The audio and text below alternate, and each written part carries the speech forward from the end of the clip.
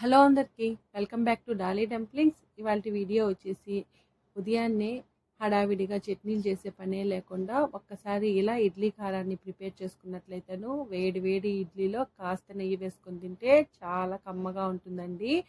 Working ఉమెన్స్కి అయితే మాత్రం ఈ రెసిపీ చాలా హెల్ప్ అవుతుందండి. వాళ్ళకి ఉదయాన్నే హడావిడి లేకుండా ఈ కారం పొడిని ఒక్కసారి ప్రిపేర్ చేసుకుంటే ఏదైనా 8 డబ్బాల్లో స్టోర్ చేసుకున్నట్లయితే 1 మంత్ వరకు ఈజీగా స్టోర్ చేసుకోవచ్చండి. ఇప్పుడు ఈ కారం పొడిని పక్కా కొలతలతో ఎలా చేసుకోవాలో ప్రాసెస్ చూసేద్దాము.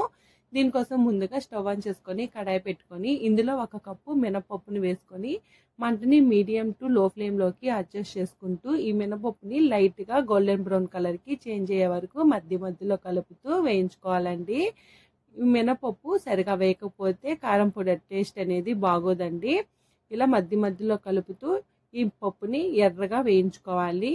చూడండి, ఈ విధంగా వేపుకున్న తర్వాత ఈ మినపప్పుని ఒక ప్లేట్లో తీసుకోవాలి. ఇప్పుడు ఇదే కడాయిని స్టవ్ మీద పెట్టుకొని మీరు ఏ కప్పుతో అయితే మినపప్పుని తీసుకుంటారో ఆ కప్పుతో 1 కప్పు పచ్చిశనగపప్పుని వేసుకొని మంటని మీడియం ఫ్లేమ్లో ఉంచి ఈ పచ్చిశనగపప్పులో నుండి పచ్చివాసన పోయి లైట్గా కలర్ చేంజ్ అయ్యే వరకు వేయించుకోవాలండి. మీరు అన్ని పప్పుల్ని కలిపి వేయించుకున్నట్లయితేను ఒక్కొక్క పప్పు సరిగా వేగకపోవడం లాంటివి జరుగుతూ ఉంటుంది. చూడండి, ఇలా వేపుకున్న ఈ పప్పును కూడా పక్క తీసి పెట్టుకోవాలి. ఇప్పుడు ఇదే కడాయిని స్టవ్ మీద పెట్టి ఇందులో 1/2 కప్పు నువ్వుల్ని వేసుకోవాలండి. నేను ఇక్కడ తెల్ల నువ్వుల్ని యూజ్ చేస్తున్నాను. మీకు కావాలంటే తెల్ల నువ్వులకు బదులు నల్ల నువ్వులను కూడా వేసుకోవచ్చు, లేదంటే 2 కలిపి కూడా చేసుకోవచ్చు అండి. చూడండి, ఈ నువ్వులు చిటపటలాడే వరకు కలుపుతూ వేయించుకోవాలి. ఇలా వేపుకున్న ఈ నువ్వులను కూడా పక్కన తీసుకోవాలి. ఇప్పుడు ఇదే కడాయిలో 1 టేబుల్ స్పూన్ జీలకర్ర అలాగే 1/2 టేబుల్ స్పూన్ మిరియాలను వేసుకొని వీటిని కూడా 1 నిమిషం పాటు కలుపుతూ వేయించుకోవాలి. ఇక్కడ మిరియాలని 1 టేబుల్ స్పూన్ వరకు కూడా యూజ్ చేయొచ్చండి. ఇప్పుడు వీటిని కూడా పక్కన తీసుకొని ఇందులో 1 టేబుల్ స్పూన్ ఆయిల్ వేసుకొని 7-8 కారం గల ఎండుమిరపకాయలని వేసుకోవాలి. నేను ఇక్కడ కారం తక్కువ ఉన్న ఎండుమిరపకాయలని వేసుకున్నానండి. మీకు కారం ఎక్కువ ఉన్నట్లయితేను 7-8 వేసుకుంటే సరిపోతుంది. ఇలా వేగిన ఈ మిరపకాయలు కూడా పక్కన తీసుకోవాలి. ఇప్పుడు ఇందులోనే 2 రెమ్మలు కరివేపాకుని వేసుకొని మంటని లో ఫ్లేమ్లో ఉంచి ఈ కరివేపాకుని బాగా క్రిస్పీగా అయ్యే వరకు వేయించుకోవాలండి. కరివేపాకు వేగిందో లేదో తెలియడం కోసం 1 ఆకును తీసుకొని చేతితో నలిపినట్లయితేను ఆకు పొడి పొడిగా అయిపోతే కరివేపాకు వేగిపోయినట్టు అర్థం అండి. ఇప్పుడు ఈ ఆకును కూడా మనం ముందుగా తీసి పెట్టుకున్న దినుసుల్లో వేసుకొని వీటిల్ని పూర్తిగా చల్లారనివ్వాలి.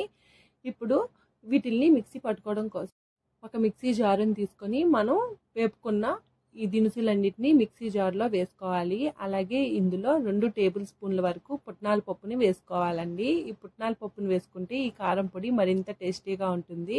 అలాగే ఇందులో 1.5 టేబుల్ స్పూన్ వరకు గల్లుప్పు వేసుకొని మూత పెట్టుకొని కాస్త బరక ఉండేలాగా మిక్సీ పట్టుకోవాలండి. మనకు ఉప్మా రవ్వ ఉంటుంది కదా, ఆ విధంగా మిక్సీ పట్టుకొని దీన్ని ఒక గిన్నెలోకి తీసుకోవాలి.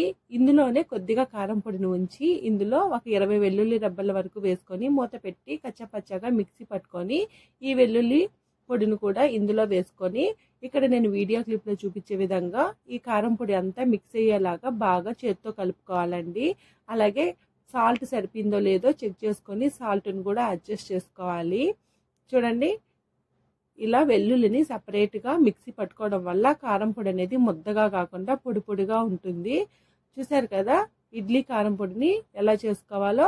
ఇది పూర్తిగా చల్లారిన తర్వాత ఏదైనా 8 డబ్బాలో స్టోర్ చేసుకున్నట్లయితేను 1 మంత్ వరకు ఈజీగా స్టోర్ చేసుకోవచ్చండి.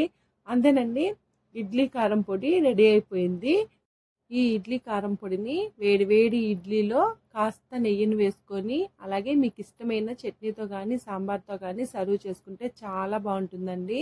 అలాగే సాంబారు చట్నీ లేకపోయినా ఇడ్లీ కారం పొడిని నెయ్యితో వేసుకుని తింటే చాలా బాగుంటుంది. మీరు కూడా తప్పకుండా ఈ ఇడ్లీ కారం పొడిని ట్రై చేసి మీకు ఎలా కుదిరిందో కామెంట్ చేసేయండి.